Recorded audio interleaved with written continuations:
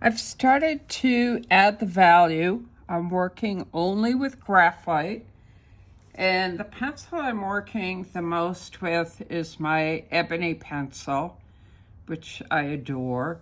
You notice that I am working on a hard tabletop right now, not on cardboard. I want something nice and hard underneath my paper, so directly on your tabletop, for instance, because otherwise the paper will get, the paper is made by different strips of fiber being laid together. And when you put a lot of pressure on it, the fibers start to bend and break. So that's what makes the warping happen in paper. So if you work on a flat surface, there's less probability that you'll get a lot of buckling with your paper. So I'm working on a hard surface. I have a collage that is fairly dark. A lot of black in through here, a lot of very, very dark gray, darker gray to a lighter gray. So the first thing I'm going to decide is what am I going to keep white? And definitely like this part of the hand, parts of these fingers, this will stay white. This, the second fingers here might get a little bit of gray. That part of the ear I might leave white to start with and see what happens. There's shadow on the side of the head. I might start off by deciding I'm going to leave these two areas pretty white. This has some gray in it across here. So just like the scales, we already have the white of the paper. The other end that we need to get is the black, and then we make the grays from there. So the first thing I did was covered in the areas that were pure dark.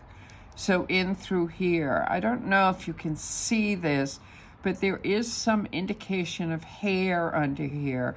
So you can see I made marks that talk about the hair. I'm not done with this yet. I'll show you what to do with this in a minute. But I've started to leave some of the areas where I'm going to get hair and other areas where it's just going to be really, really dark. For this, what I did first was just worked around the strand of where those beads were going to be. So you work up the dark on this side. You can see these little balls across here. And work the black up on this side. And you leave it white in between. So let me do a quick demo on that. So this is really pure black on this side. Pure black on this side. And I would do the whole thing. You can see how dark it is around here.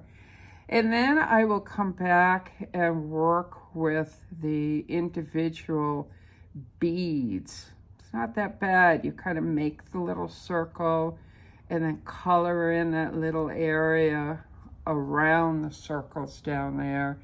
And you start to have something that looks like beads.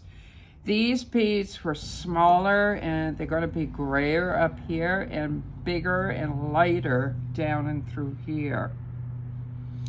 So the border too. I've got this area that's quite black and it goes all the way to the edge. So I'm going to use some kind of piece of paper again and use that to hold the edge of the border of the drawing, and I've got to hold that nice and tight so it doesn't slip, and then fill in all of those areas that need to be completely black. Oh, I got a little indentation on the table there. The surface is a very funky surface. So when I'm doing the black, take note, I'm using my softest pencil, my Ebony 3B, and I am putting pressure on this, using it on its side again, not on a point, and really pushing that gray, that black down into the surface. I'm leaving that space for the necklace, right in through here, and filling that in, nice and black. Again, black cannot have any white showing through, so I've got to make sure to tone that down. So I'm going to go through and add the blacks in this area. You can't, this is off the page, but there's a big black in this area, while leaving this area on the light, leaving it alone for right now. And so that's what I'm going to do for these nice black areas here. Now notice the beard. Don't get freaked out about hair or grass or bricks or all those little details. There's some nice ways to indicate that stuff without getting all caught up with all the little details. So I want to have a piece of paper to put under my hand to make sure that I am not dragging it over this graphite in through here. So make sure that's covered, and don't slide your paper, because this will eventually pick up some graphite and you'll be moving it across the surface. So I pick it up and I move it and then I start again. The other thing I want to remind you you can do is, as you're working on certain areas, you can change this and change that so that you are just working on the area that you want. You can work on it upside down, you can work on it sideways, it doesn't really matter. This is this light gray area in through here. And again, I'm coming in with side use of the pencil, way less pressure on the pencil to drop down a nice value of gray in through here. The hair is quite dark in through here. So again, I'm going to push this really down into the surface.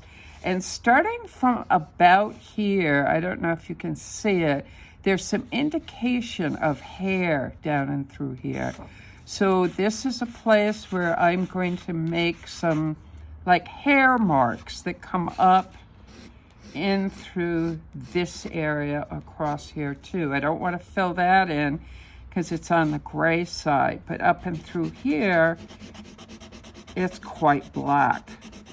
So I'm going to keep pushing this graphite down into the paper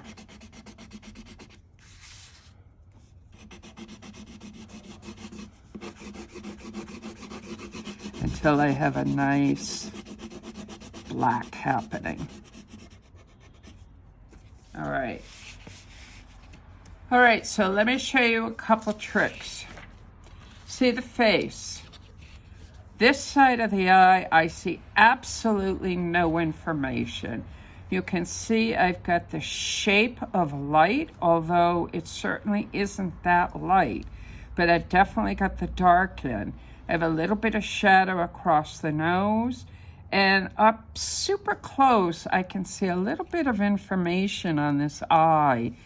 I haven't finished with this yet, though, so that's basically how it's going to start. And I have the rest of this black shadow worked out across here. I've got a little shadow across the side of the head, and there is a wrinkle across the forehead. So two things. If you have a rubbing stick with you, then you can use that. If you don't, Q-tips can work really nicely. Let me start with the Q-tip, which is our sort of second level, but let's start with the shadow across here. I don't want these marks to show. I am hardly touching the paper with this Q-tip. I'm just rubbing it really, really softly. This edge to the shadow is not a sharp edge. It's a very fuzzy edge. And I've got a soft fuzz around the shadow across the bridge of his nose too. And that comes up and makes some worried lines across his forehead.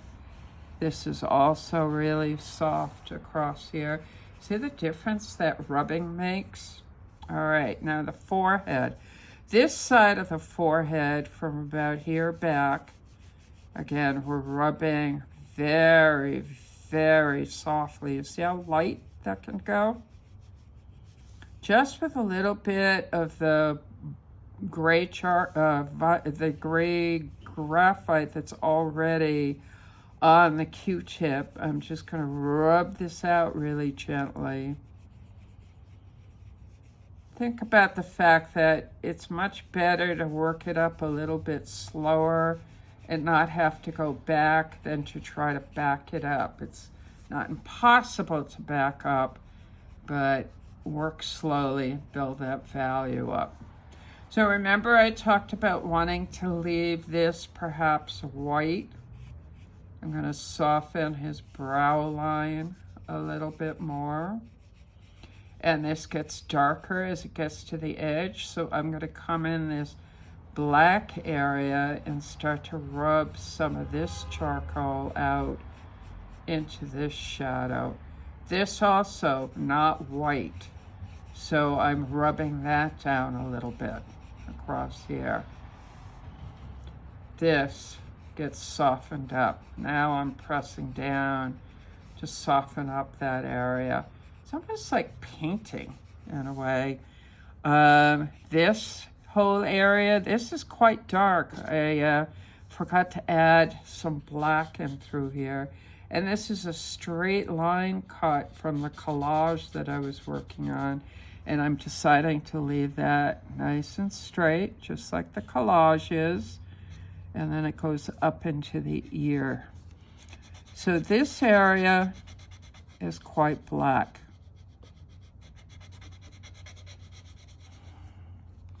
And then it gets lighter as the shadow goes out. I'm going to throw a little bit of graphite in there, but not as much as I did in this dark corner. So let's see how this works. So first thing I look at is any of this going to be white? And the answer is no, it's not. This and this will remain white. This is gray, that's gray, that's gray. That's a light gray, but it's not white. So I'm going to turn my Q-tip over so I'm not working with the side that has the gray on it, the graphite already. It's clean and it's going to rub a little bit less graphite into the drawing. I don't want this to get too dark too quickly. I'm just graying it down. I do not want it to be white. So this area, I'm gonna flip it back on the part of my Q-tip that already has a lot of graphite on it. I'm gonna smooth this out. This comes all the way over to here. There's a little bit of light on this side, a little bit of shadow on this side. And I want this softly to come out from being dark to being light. And again, light is relative. Lighter than what? Lighter compared to what? It's not just lighter, but you have to look at what's around it, what's in your photograph. So this cheekbone is light, but I don't think I'm going to leave it that light. I think I'm going to soften it up a little bit. All right, so the eye.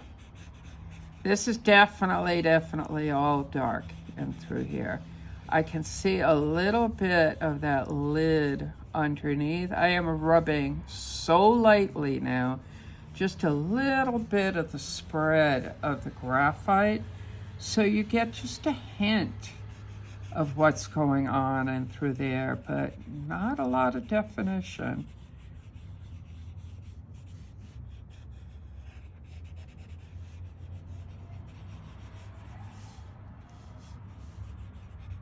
I think it goes a little darker in this corner. Might be a little darker under here. And it's that on the verge of being completely lost, but not quite. This has a little bit of gray in through the side of the nose, goes into light. Actually, that nose has a lot of light on it, especially right down the top of it. Maybe I'm going to leave the white of the paper. I'm going to take a clean area of this Q-tip, again, so I'm not rubbing around a lot of graphite, and just pull the shadow from the side kind of into the middle and work around that highlight on the nose.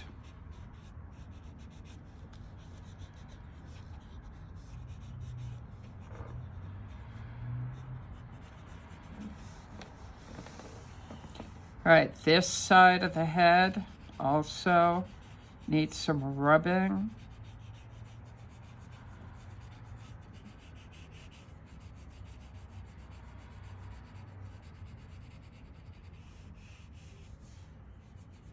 And I'm going to rub this down just a little bit too.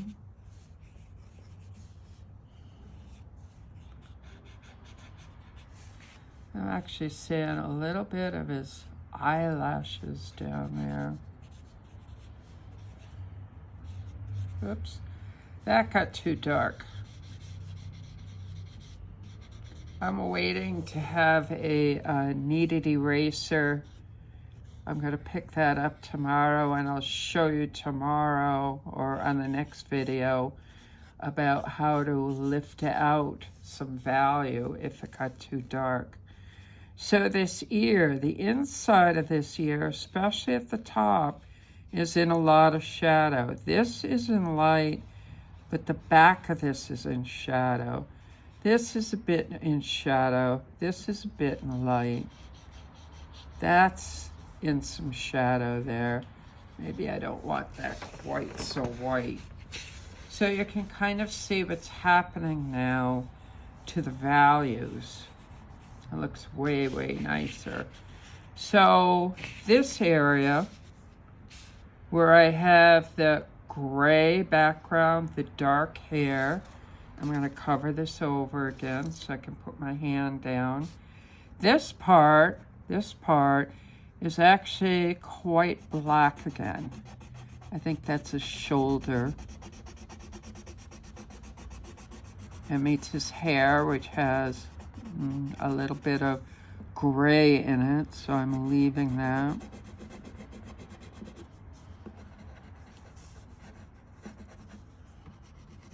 All right, so this gray in through here, I'm going to take the part of my Q-tip that is already got a lot of graphite on it, and I'm just going to rub this down.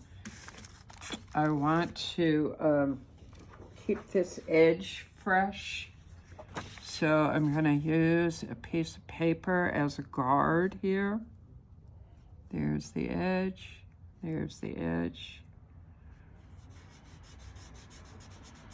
And that way the gray won't go into the border area. My goal is to keep that border area light. It's easy again to add more black hair if I want to, rather than adding some black hair here. I want to minimize the mark making.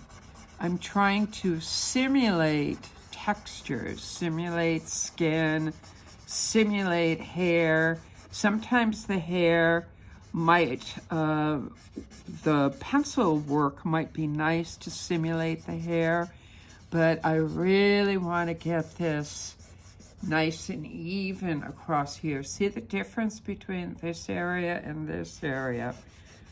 I'm going to move this over now. Put this over here. Rub this down again.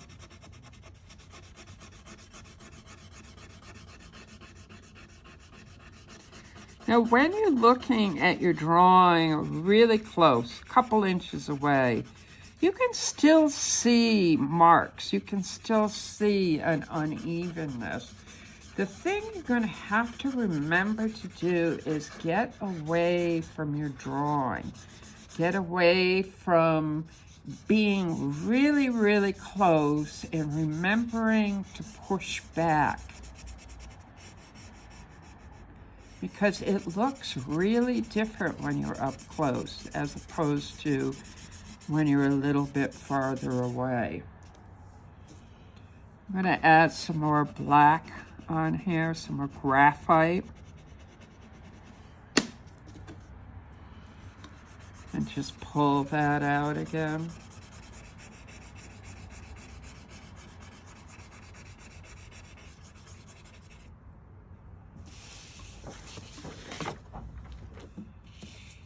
I'm still not finished, but I think that you can see this gray is a pretty good match to that gray.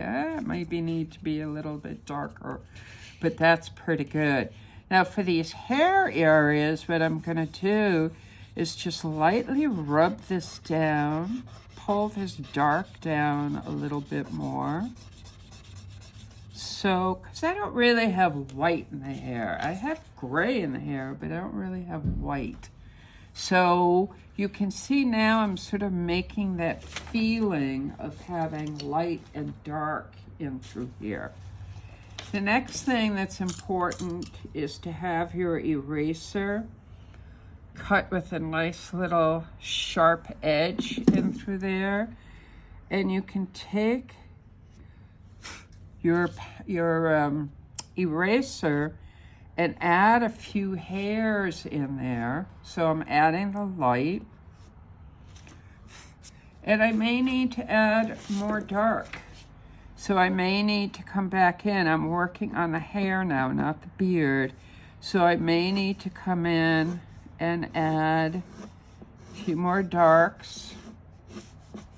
And I may need to rub down the whites. Maybe the whites are a little bit too light.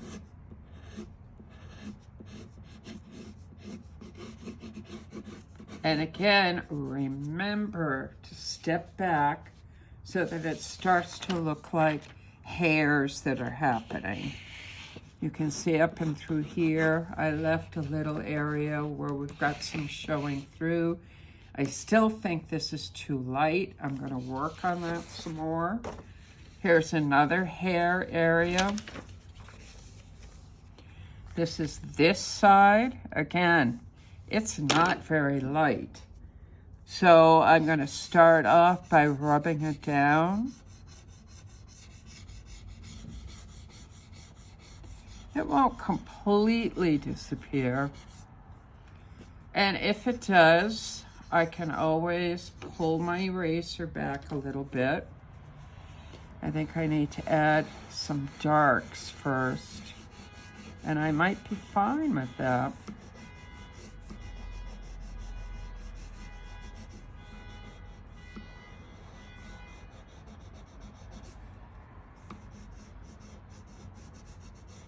Remember to step back. And again, if you feel like I lost all the lights, you can just use that sharp side to the eraser and pull a few highlights in there. And then you've got some nice light areas again. So this kind of thing is great for hair. It's great for grasses, anything that has a lot of light and dark marks. And that's what I'm going to be doing with the beard. I will check in with you later and get the beard going. But I want to remember that I want to work around the hands, right? We want to keep those light till the end.